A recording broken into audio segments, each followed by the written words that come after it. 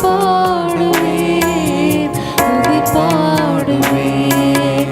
என் தேவனே, என் இயேசுவே, உம்மையே நேசிக்கிறேன். என் தேவனே, என் இயேசுவே,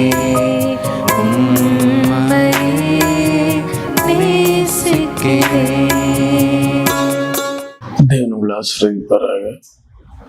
இந்த வாரத்தில் நம்ம தியானிக்க போகின்ற ஒரு வேத பகுதி இயேசுவின் நாமம்.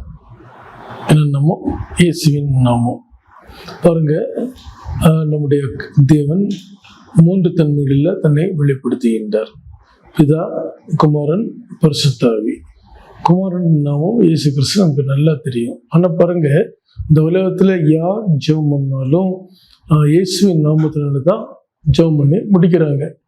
நீங்கள் ஒரு நல்ல காரியமாகட்டும் அல்லது பிசாசை துரத்தக்கூடிய காரியமாகட்டும், எந்த ஒரு காரியமாக இருந்தாலும் சரி, அந்த இடத்துல இயேசுவின் நாமத்தான் முன் நிறுத்துறாங்க இல்லைங்களா? பாருங்க, இந்த இயேசுவின் நாமத்துக்கு என்னென்ன மகிமையெல்லாம் இருக்குதுன்னு இந்த நாட்களில் கொஞ்ச நேரம் ரத்தின சுருக்கமாக தியானிக்க போயிடும். முதலாவது பிலிப்பியர்களின் 2ஆம் நிருபத்தில் நான் படிக்கிறேன், கேளுங்க. திருமுறை கூறுகிறது 6 வசிப்போம். எத்தனையிலிருந்து? 6. அவர் தேவனுடைய குமாரனாய் இருந்தும் தேவனுக்கு சமமாக இருப்பதை கொள்ளையாடின பொருளாக எண்ணாமல் தம்மை தாமே வெறுமையாக்கி அடிமையின் ரூபம் கொடுத்து மனுஷர் சாயலானார். அவர் மனுஷ ரூபமாய் காணப்பட்டு மரண பரியந்தம், அதாவது சிலுவையின் மரண பரியந்தமும் கீழ்ப்படைந்தவராகி தம்மை தம்மை தாழ்த்தினார். அதனால் தேவன் எல்லாவற்றுக்கும் மேலாக அவரை உயர்த்தி இயேசுவின் நாமத்தில் வானோர் முதலத்தோர் பூமியின் கீழானோருடைய முழங்கால் யாவும் முடங்கும் பிடிக்கும் பிதாவாய தேவனுக்கு மகிமையாக இயேசு கிறிஸ்து கர்த்தர் என்று நாவலியாவும் அறிக்கப்படும் பிடிக்கும் எல்லா நாமத்துக்கும் மேலான நாமத்தை அவர்களுக்கு தந்தர்லினார். திருமுறை கூறுகிறது எல்லா நாமத்துக்கும் மேலான நாமம் கர்த்தராகிய இயேசு கிறிஸ்து. ஆவிதான் பாருங்க, நீ கிறிஸ்தவங்க எல்லாருமே இந்த இயேசுனோட நாமத்துக்கு முக்கியத்துவம் கொடுக்குறாங்க. இந்த உலகத்தில் எத்தனையோ தேவர்கள் உண்டுங்கிறாங்க, தேவதைகள் உண்டுங்கிறாங்க. ஆனால் நாம் அறிந்த ஒரு பெரிய சத்தியம், எல்லா தேவர்களுக்கும் மேலான தேவன் நம்முடைய ஆண்டவராகிய இயேசு கிறிஸ்து. திருமுறை கூறுகிறது எல்லா நாமத்துக்கும் மேலான நாமம் கர்த்தராகிய இயேசு கிறிஸ்து. எந்த அளவு அந்த இயேசுவின் நாமத்துக்கு முக்கியத்துவம் கொடுக்குறீங்களோ அந்த அளவு உங்களுடைய வாழ்க்கை மிகவும் பிளெஸிங்ஸாக இருக்கும். என்னைய பாருங்களேன், என்னுடைய வாழ்க்கையில் நான் எதுவாக இருந்தாலும் சரி, பைபிளில் என்ன செய்யப்பட்டிருக்குதோ, பைபிளில் என்ன எழுதப்பட்டிருக்குதோ தான் அதைத்தான் நான் செய்வேன், அதைத்தான் நான் செய்வேன்னு விரும்புகிறேன். கடைசியாக அப்படி தான் செய்வேன். வேதத்தில் நீங்கள் எதை எடுத்துக்கிட்டாலும் சரி, இந்த புதிய ஏற்பாட்டில் இயேசுவின் நாமத்துக்கு மிகவும் முக்கியத்துவம் கொடுக்குறாங்க. அதை பற்றி இன்னும் நான் டீட்டெயிலாக சொல்கிறேன். திருமுறையே கூறுகிறது, பிதாவாகிய தேவன் என்ன செஞ்சாரா, எல்லா நாமத்துக்கும் மேலான நாமத்தை அவருக்கு தந்து அருளினார் என்ற வேதத்தில் எழுதப்பட்டிருக்குது. ஆகவே எல்லா நாமத்துக்கும் மேலான நாமம் என்ன? ஆண்டவராகிய இயேசு கிறிஸ்து. அடுத்தபடியாக பார்ப்போம். யோவான் எழுதின சுவிசேஷம் 1ஆம் அதிகாரம் 12ஆம் வசனம். அவருடைய நாமத்தின் மேல் விசுவாசம் உள்ளவர்களாய் அவரை ஏற்றுக்கொண்டவர்கள் எத்தனை பேர்களோ அத்தனை பேர்களும் தேவனுடைய பிள்ளைகளாகும்படி அவர்களுக்கு அதிகாரம் கொடுத்தார். நீங்க இயேசுவின் நாமத்தை நம்பி அந்த நாமத்தை ஏற்றுக்கொண்டு எத்தனை பேர் அவரை ஃபாலோ பண்றீங்களோ அத்தனை பேருமே என்ன செய்றாங்களாம், அந்த இடத்துல தேவனுடைய பிள்ளைகளாகும்படி அவர்களுக்கு தேவனே அதிகாரம் கொடுத்தார் என்று வேதத்தில் எழுதப்பட்டிருக்குது. ஓகேங்களா? இப்போ எத்தனையோ கடவுளை கும்பிட்றாங்க. யாருமே அந்த கடவுளை அவ்வளோ உரிமை எடுத்து அப்பா பிதாவின்னு கூப்பிட்றதை நான் பார்த்தது கிடையாது. ஆனால் கிறிஸ்தவ வாழ்க்கையில் ஒரு பெரிய ஒழுங்கு, யாரெல்லாம் அவரை நம்பி அவரை ஏற்றுக்கொண்டு அவரை ஃபாலோ பண்ணுறாங்களோ அவ்வளோ உரிமையாக அவரை சொல்கிறாங்க. என்ன சொல்கிறாங்கன்னா, அப்பா பிதாவே. திருமுறையும் அப்படித்தான் சொல்லுது. அவருடைய நாமத்தின் மேல் விசுவாசம் உள்ளவர்களாய் அவரை ஏற்றுக்கொண்டவர்கள் எத்தனை பேர்களோ அத்தனை பேர்களும் தேவனுடைய பிள்ளைகளாகும்படி அவர்களுக்கு அதிகாரம் கொடுத்தார். அவர்கள் இரத்தத்தினாலாவது மாம்ச சித்தனாலாவது புருஷனுடைய சித்தனாலாவது பிறவாமல் தேவனாலே பிறந்தவர்கள். ஓகேங்களா? அவர் ரெண்டாவது உங்களுடைய வாழ்க்கையில நீங்க பாருங்க, அந்த நாமம்தான் அவருடைய பிள்ளைய உங்களை மாற்றுது. எல்லா நாமத்துக்கும் மேலான நாமம் ஆண்டவராகிய இயேசு கிறிஸ்து. அந்த நாமத்தை நீங்க மனப்பூர்வமா நம்பி நீங்க ஏற்றுக்கொள்ளும் போது நீங்க வாழ்க்கையில தேவனுடைய பருவில இயேசுனுடைய பிள்ளையா நீங்க மாறுறீங்க. அதுபோல அப்போஸ்தலர் 4:12 வேதத்தில் எழுதப்பட்டிருக்குது. நம்ம ரட்சிக்கப்பட்டிருக்கிறதுக்கு அவருடைய நாமமே இல்லாமல் வேற எந்த ஒரு நாமமும் இந்த உலகத்துல கட்டளிடப்பட வேண்டி வேதத்தில் எழுதப்பட்டிருக்கிறது. அப்போஸ்தலர் 4:12 சொல்றது, அவராலே அன்றி வேறு ஒருவராலும் ரட்சிப்பு இல்லை. நாம் ரட்சிக்கப்படும்படிக்கு வானத்தின் கீழெங்கும் மனுஷர்களுக்குள்ளே அவருடைய நாமமே இல்லாமல் வேறொரு நாமம் கட்டளிடப்படவும் இல்லை என்றார். அந்த நாமம் தான் நம்மளுக்கு வாழ்க்கையில் என்ன செய்யுது? ரட்சிப்பை கொடுக்குது. ரட்சிப்புனா என்ன? பாவத்துக்கு மறுத்து நீதிக்கு பிழைக்கக்கூடிய ஒரு நல்ல காரியம். அதாவது ஒவ்வொருத்தங்களும் வாழ்க்கையில எவ்வளவோ பாவங்கள் பண்றாங்க இல்லைங்களா? ஜென்ம பாவம்னு சொல்றாங்க, கர்ம பாவம்னு சொல்றாங்க. எவ்வளவோ பாவங்கள் தெரிஞ்சும் பண்றோம், தெரியாமையும் பண்றோம். நம்ம எல்லாருமே ஒரு காலத்துல பாவம் பண்ணவங்க தான். பாவத்துல சின்ன பாவம் பெரிய பாவங்கிறது கிடையாது. எல்லாருமே பாவம் பண்ணவங்க தான்.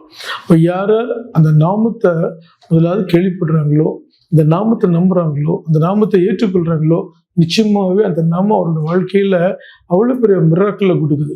இப்போ நான்லாம் மதுரையில் ரட்சிக்கப்பட்டதுக்கு முன்னாடி நான் வேலைக்கு போயிட்டு இருக்கும்போது என்னென்ன தீய பழக்கம் உண்டோ அத்தனையும் உண்டு. ஆனால் அதே சமயத்தில் ஒரு சந்தர்ப்பம், ஒரு சூழ்நிலை, ஒரு ஊழியக்காரர் அந்த டீம் தாங்கக்கூடிய சூழ்நிலைகள் வந்தது. அவன் பாருங்க, அவங்களுடைய காரியங்கள், அவங்க வாயில சொல்லக்கூடிய அந்த இயேசுங்கிற வார்த்தை, ஜெபம் பண்ணும்போது யூஸ் பண்றது எல்லாம் இயேசு இயேசு இயேசு. அவன் பாருங்க, இந்த நாமத்தை அங்கே உச்சரிக்க அந்த நாமத்தை நம்ம உச்சரிக்க நம்முடைய வாழ்க்கையில பாவ சிந்தனைகள், பாவக்குறைகள் எல்லாம் நம்மளை விட்டு போகுது. இதெல்லாம் அனுபவிச்சாதான் தெரியும். சங்கீதக்காரர் சொல்றாங்க இல்லையா, கர்த்தர் நல்லவர் என்பதை ருசித்து பாருங்கள், அவர் மேல் நம்பிக்கையா இருக்கிற மனுஷன் பாக்கியவான். இந்த உலகத்துல அந்த நாமம், அதாவது இயேசு கிறிஸ்து நாமம் மட்டும்தான் ரட்சிப்புடைய அனுபவத்தை சரியா நமக்கு கொடுக்குது. அவரால் இன்றி வேறொருவராலும் ரட்சிப்பு இல்லை. நாம் ரட்சிக்கப்படும்படிக்கு வானத்தின் கீழங்கும் மனுஷர்களுக்குள்ளே அவருடைய நாமமே இல்லாமல் வேறொரு நாமம் கட்டளிடப்படவும் இல்லை. காரணம் அந்த நாமத்துக்குரியவர் தான் நமக்காக வாழ்ந்து காணிச்சாரு. ஒரு மனுஷன் எப்படி வாழணும், அவர் தான் வாழ்ந்து காணிச்சாரு. அவர் தான் பாருங்க ஒரு மனுஷனுடைய வாழ்க்கையில ரோல் மாடல். அவர் தான் அவரை நேசிக்கிற ஜனங்கள் மாத்திரமல்ல, உலக மக்களுடைய பாவத்தின் தோஷத்திற்காக தன்னுடைய ஜீவனை கொடுத்தவர். 3ஆம் நாளில் உயிரோடு எழுந்தவர். இன்னைக்கும் நமக்குள்ள வாசம் பண்றாரு.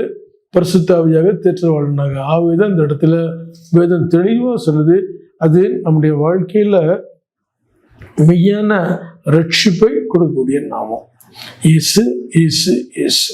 ரட்சிக்கப்படுவதற்கு அந்த நாமமே இல்லாமல் வேறொரு நாமம் கட்டிடப்படவில்லை. அதுபோல பாருங்க, 1 கொரிந்தியர் 6:11, உங்களில் சிலர் இப்படிப்பட்டவர்களா இருந்தீர்கள். அதாவது சில தீய சுபாவங்களை பத்தி பவுல் பட்டியல் போடுறாரு. அந்த பட்டியலில் சில காரியங்கள் ரொம்ப பயங்கரமா இருக்கும். அநியாயக்காரர் தேவனுடைய ராஜ்யத்தை சுதந்திரிப்பதில்லை அறியீர்களா? வஞ்சிக்கப்படாதவர்கள், தேசிய மார்க்கத்தாரும், விக்கிர ஆராதனைக்காரரும், விபச்சாரக்காரரும், சுய புணர்ச்சிக்காரரும், ஆண் புணர்ச்சிக்காரரும், திருடரும், பொருளாசைக்காரரும், வெறியரும், உதாசீனரும், கொள்ளைக்காரரும் தேவனுடைய ராஜ்யத்தை சுதந்திரிப்பது இல்லை. உங்களில் சிலர் இப்படிப்பட்டவர்களாய் இருந்தீர்கள். ஆயினும் கர்த்தராகிய இயேசுவின் நாமத்தினாலும் நமது தேவனுடைய ஆவியினாலும் கழுவப்பட்டீர்கள், பரிசுத்தமாக்கப்பட்டீர்கள், நீதிமங்களாக்கப்பட்டீர்கள். அவன் பாருங்க, இந்த நாமம்தான் நம்ம கழுவி பரிசுத்தப்படுத்துது. இந்த நாமம்தான் நம்ம சுத்திகரிக்குது. இந்த நாமம்தான் நம்முடைய வாழ்க்கையில நம்ம நீதிமனாக மாற்றுது. ஞானசனம் எடுக்கிறீங்க, அவன் பாருங்க, ஞானசனம் எடுக்கும்போது நம்ம அதை தண்ணீர் நினைக்கவே மாட்டோம். இயேசுவின் ரத்தம். 1 யோவான் 1:7 வரும். இயேசுவின் ரத்தம் சகல பாவங்கள் நீக்கி நம்மை சுத்திகரிக்கும். இந்த இடத்துல பவுல் என்ன சொல்றாருன்னா, கர்த்தராகிய இயேசுவின் நாமத்தினால நமது தேவனுடைய ஆவியினால கழுவப்பட்டீர்கள், பரிசுத்தமாக்கப்பட்டீர்கள், நீதிமன்றாக்கப்பட்டீர்கள். நீங்க கழுவப்படுறதும், நீங்க பரிசுத்தமாக்கப்படுறதும், நீதிமன்றம் மாற்றப்படுறதும் இந்த இயேசுவினுடைய நாமத்தினால. ஆகவேதான் பாருங்க, இன்னைக்கு மக்கள் அந்த ஆண்டோடைய நாமத்துக்கு முக்கியத்துவம் கொடுக்குறாங்க. அந்த ஆண்டோடைய நாமம், இயேசுவின் நாமம் தான் எல்லா நாமத்துக்கும் மேலான நாமம். இயேசுவின் நாமம் தான் உங்களுடைய வாழ்க்கையில தேவனுடைய பிள்ளைகளாக உங்களை மாற்ற அதிகாரம் கொடுக்கக்கூடிய ஒரு நாமம். இந்த இயேசுவின் நாமம் தான் உங்கள் வாழ்க்கையில பாவம் மன்னிப்பு அருளுது. இந்த இயேசுவின் நாமம் தான் ரட்சிக்கப்படுவதற்கு உங்களுக்கு தேவன் கொடுத்த ஒரு வெளியேறப்பட்ட நாமம். ஆகவே எந்த சூழ்நிலையிலும் இயேசு நாமத்தை பற்றி யாரும் என்ன செய்யக்கூடாது, குறை சொல்லக்கூடாது. பாருங்க, நம்ம யோவான் 20:31 நித்திய ஜீவனையே நமக்கு அருளக்கூடிய நாமம். நித்திய ஜீவன் என்ன? அழிவில்லாத ஒரு வாழ்க்கை. அந்த அழிவில்லாத வாழ்க்கையை உங்களுக்கு கொடுக்கிறது அந்த இயேசுவின் நாமம் என்று வேதத்தில் அவ்வளவு தெளிவாக எழுதப்பட்டிருக்கிறது. திரும்பவும் சொல்றேன், யோவான் 20:31 திரும்ப சொல்றது, இயேசு தேவனுடைய குமாரனாய கிறிஸ்து என்று நீங்கள் விசுவாசிக்கும்படியாகவும் விசுவாசித்து அவருடைய நாமத்தினால நித்திய ஜீவனை அடைய முடியாகவும் இவைகள் எழுதப்பட்டிருக்கிறது. ஒரு மனுஷன் இயேசுவின் நாமத்தை நம்பும் போதுதான் அந்த நாமம் அவனுக்கு என்ன செய்யுது, நித்திய ஜீவனை குறித்துள்ள அறிவை கொடுக்குது. நித்திய ஜீவனுக்கு அது கொண்டு போகுது.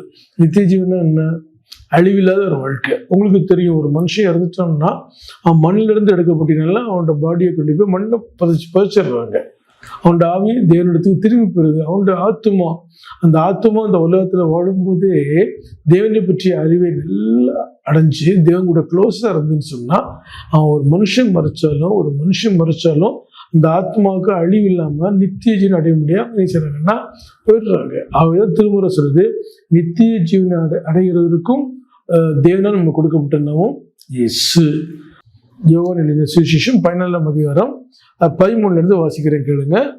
நீங்கள் என் நாமத்தினால எதை கேட்பீர்களோ குமாரனில் பிதா மையப்படும்படியாக அதை செய்வேன். என் நாமத்தினால நீங்கள் எதை கேட்டாலும் அதை நான் செய்வேன். நீங்கள் என்னிடத்தில் அன்பா இருந்தால் என் கற்பனைகளை கை கொள்ளுங்கள். அப்படி ஆண்டவர் சொல்லிட்டு வர்றாரு, என் நாமத்தினால நீங்கள் எது கேட்டாலும் அதை நான் செய்வேன். நிச்சயமாகவே என்னோட வாழ்க்கையில் எத்தனையோ பிரச்சனைகள், குறிப்பாக நீங்கள் நல்ல ஞாபகத்தில் வச்சுக்கோங்க. ஒரு விசுவாச வாழ்க்கையில் பிரச்சனைகள் குறைவாக இருக்கும். ஒரு மூப்பருடைய வாழ்க்கையில் கொஞ்சம் பிரச்சனைகள் அதிகமாக இருக்கும். ஒரு ஊழியக்காரி அவங்க ஆண்டுக்கு உண்மையாக ஊழியம் பார்க்குறாங்கன்னா அவங்களோட வாழ்க்கையில் அநேக உபத்திரங்கள் வரும். இயேசு கிறிஸ்து சொல்லியிருக்கிறாரு, உலகத்தில் உங்களுக்கு உபத்திரங்கள் உண்டு, ஆனாலும் திடன் கொள்ளுங்கள், நான் உலகத்தை ஜெயித்தேன். அப்போ நம்ம உலகத்தை ஜெயிக்கணும்னா, மாம்சத்தை ஜெயிக்கணும்னா, பிசாசை ஜெயிக்கணும்னா இந்த நாமத்தினால நம்ம ஜெபம் பண்ணணும் தெரியுமா? அந்த ஜெபத்தை ஆண்டவர் அப்படியே கேட்குறாரு, என் நாமத்தினால நீங்கள் எதை கேட்டாலும் நான் உங்களுக்கு செய்வேன். இப்போ நாங்கள்லாம் வெள்ளூரில் வரும்போது ஆக்சுவலாட்டு எதுவுமே நான் கொண்டு வரல, எடுத்து வரல. நான் பை பர்த்து எங்கள் வீட்டில் எல்லாமே இருக்குது. ஆண்டு கிருமினால் நான் சொல்றது, என்னுடைய பர்த் பிளேஸ் கன்னியாகுமரி, உங்களுக்கு தெரியும். என்னுடைய 3 அக்காவும் கவர்மெண்ட் சர்வெண்டாக இருந்தவங்க தான். 2 அண்ணாவும் கெஸ்டட் ஆஃபீஸராக இருந்தவங்க தான். எங்கள் அப்பா கவர்மெண்ட் சர்வெண்டாக இருந்தவர் தான். ஆண்டோட கிரிமினலில் எல்லாருமே குடும்பத்தில் நல்லா இருந்தாங்க. இன்றைக்கி அவங்க பிள்ளைகள் எல்லாமே நல்லா இருக்கிறாங்க, நாங்களே நல்லா இருக்கிறோம். அது காரணம் என்ன? ஜெபம். ஆண்டவர் ஜெபத்தை கேட்கிறவர். அவர் ஜெபத்தை ஒருபோதும் தள்ளவே விட மாட்டார். பாருங்க, என்னுடைய கூட பிறந்த ஒரு சகோதரி இருக்கிறாங்க மதுரையில். அவங்களுடைய 3 பிள்ளைகளும் இன்னைக்கு கவர்மெண்ட்ல டாக்டர்ஸாக இருக்கிறாங்க. 5 நிமிஷம் லஞ்சம் கிடையாது, எல்லாமே எக்ஸாம் எழுதி பாஸ் பண்ணவங்க. இப்போ இந்த வருஷம் கூட அண்ணனுடைய பெரிய ஒரே பையன் அண்ணனுக்கு அவனுடைய பொண்ணு சின்ன வயசில் கரெக்டாக நீட்டாக எக்ஸாம் எழுதி பாஸ் பண்ணிச்சு. ஆக்சுவலாக அவங்க கட்டாரில் இருந்தாங்க. இந்த பொண்ணு அங்கேருந்து நீட்டாக எக்ஸாம் எழுதி பாஸ் பண்ணிச்சு. அப்போ முதலாவது சித்தப்பா அந்த அண்ணமையை சொல்கிறான், சித்தப்பா என் பொண்ணுக்கா நல்லா ஜெபம் பண்ணுங்க, நீட் அப்ளை பண்ணியிருக்கிறா, அவளுக்கு கிடைச்சா எனக்கு ரொம்ப சந்தோஷமாக இருக்கும். சரிப்பா ஜெபம் பண்ணுறேன். அவனுடைய கிருபை நல்லா நீட்டில் நல்ல மார்க் ஸ்கோர் பண்ணி நம்ம ராமச்சந்திரா காலேஜில் இந்த வருஷம் ஃபர்ஸ்ட் இயர் ஜாயின் பண்ணியிருக்குது. அவ்வளோ சந்தோஷமாக சொல்கிறாங்க, ரொம்ப தேங்க்ஸ் சித்தப்பா, ஜெபம் பண்ணுறோம், ஆண்டவர் இந்த சீட்டை கொடுத்தாருங்க. அவன் பாருங்க, இங்கே எந்த ஒரு காரியமாக இருந்தாலும் சரி, இயேசு நாமத்தில் நீங்கள் ஜெபம் பண்ணும்போது தேவனை நம்மளுக்கு வாக்கியம் பண்ணுறாரு. எங்களுக்கு எவ்வளோ ஹெல்த் இஷ்யூ வருது, ஃபினான்ஷியல் ப்ராப்ளம் வருது, பிறகு சில சமயத்தில் ஒரு மாதிரி நெருக்கடி வருது, எல்லாம் வருது. ஆனால் நாங்கள் இயேசு நாமத்தை சொல்லி ஜெபம் பண்ணும்போது எங்களுக்கு வெற்றி கிடைக்குது. ஆகவே தான் இயேசு சொன்னது வார்த்தை உங்களுக்கு சொல்லிக் கொடுக்குறேன், என் நாமத்தினால நீங்கள் எதை கட்டல நான் உங்களுக்கு செய்வேன். பாருங்க, உங்களுக்கு மார்க்கு 16 உங்களுக்கு 18 இயேசு சொல்வார், என் நாமத்தினால பிசாசுகளை துரத்துவார்கள், நவமயமான பாசைகளை பேசுவார்கள், சர்ப்பங்களை எடுப்பார்கள், சாவுக்கு யாது ஒன்று குடிச்சோட நம்மளை சேதப்படுத்துது. நாங்கள் ஊழியத்தில் கண்ணார பார்க்குறோம். எத்தனையோ பேர் மாந்திரிய கட்டில், பிசாசு கட்டில் வராங்க. இயேசு நாமத்தை சொல்லி ஜெபம் பண்ணுறோம், தனியாக ஜெபம் பண்ணுறோம், குரூப்பாக ஜெபம் பண்ணுறோம். ஒவ்வொருத்தவங்களுக்கும் ஆண்டவர் சில பரிபூர்ணமான விடுதலை கொடுக்குறாரு. அவங்க உள்ளுக்கு நுழையும் போது உள்ள சூழ்நிலைகள் வேற, அவங்க இங்கிறது திரும்பி போகிற சூழ்நிலைகள் வேற. நான் கண்ணார போகிறேன்.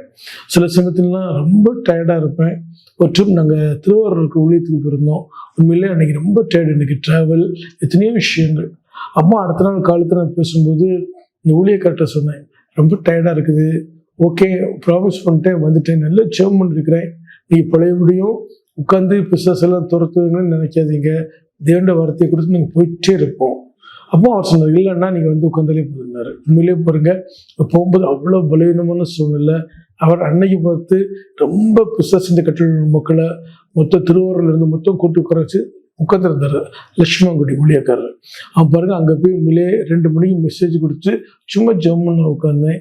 அன்னைக்கு தான் திருவாரூரில் அந்த இடத்துல அவ்வளோ மிராக்கிள்ஸ் நடந்தது. என்னாலே நம்ப முடியல. இயேசு நாமத்தை சொல்லும்போது அவ்வளோ மிராக்கிள்ஸ். கரெக்டாக ஒரு 6 மணி வரைக்கும் ஹீலிங் சர்வீஸ் அப்புறம் நான் முடிச்சுக்கிட்டேன்.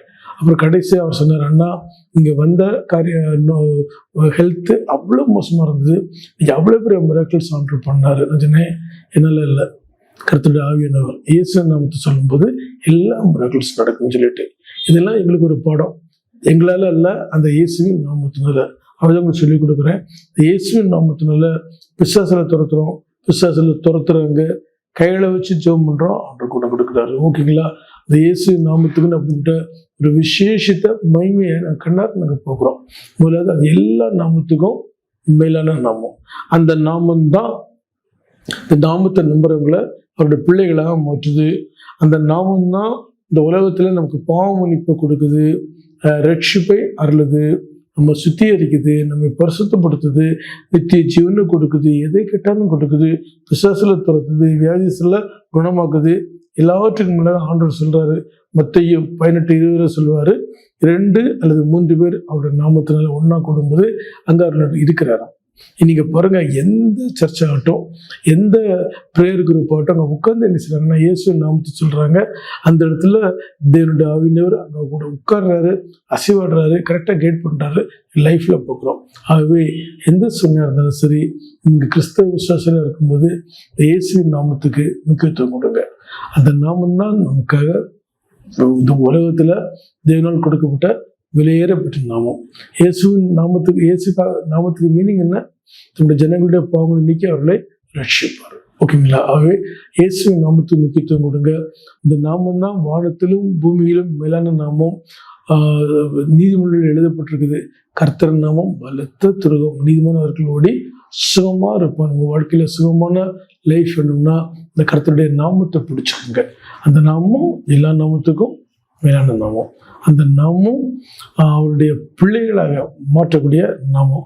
அந்த நாமம் தான் பாவ மன்னிப்பு கொடுக்குது, ரட்சிப்பை கொடுக்குது, சுத்திகரிக்குது, பரிசுத்தமாக்குது, நித்திய ஜீவனை கொடுக்குது, எதை கேட்டாலும் கொடுக்குது, பிசாசுல துரத்துது, வியாதிசில குணமாக்குது. எல்லாவற்றுக்கும் மேலாக அவருடைய நாமத்தை சொல்லி நம்ம கும்பிடும் போது நம்ம நடுவில் அவர் வந்து பிரசன்னா தங்கி இருக்கிறார். ஆகவே இந்த நாமத்தை நம்புங்க, நாமத்தை மறக்காதீங்க.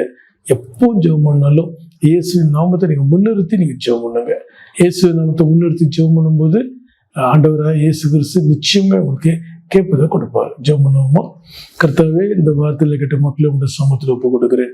என் நாமத்தினால் நீங்கள் எது கேட்டாலும் அது உங்களுக்கு செய்வேன் என்று கூறியிருக்கிறேன்.